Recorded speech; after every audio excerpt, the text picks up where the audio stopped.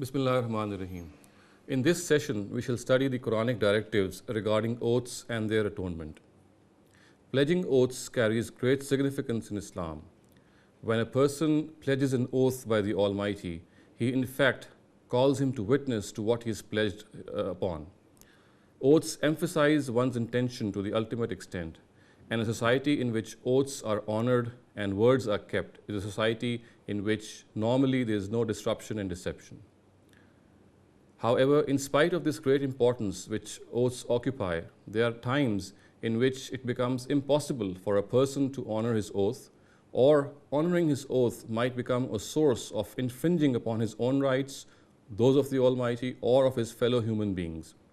In such a case, a person can break his oath, and however, he must atone for breaking his oath. In this regard, the Quran has given a complete set of directives which we shall study seriatim. Firstly, oaths which are meaningless and absurd.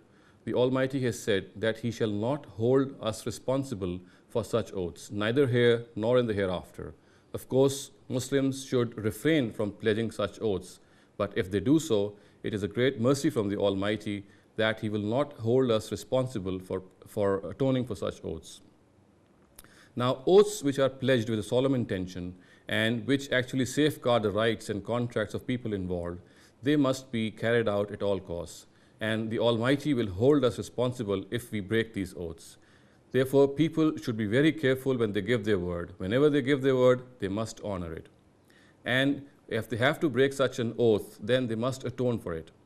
The atonement for breaking an oath, which is mentioned in the Quran, is that 10 poor people should be fed of the same level of food as a person feeds his own family, or he can clothe 10 poor people, or in the absence of both of these, he can liberate a slave. And if all of these three is not possible, then he must fast for 3 days. He must keep 3 fasts. This then is a brief introduction to the Quranic directives of oaths and their atonement. Wa akhiru da'wana alhamdulillahi rabbil alamin.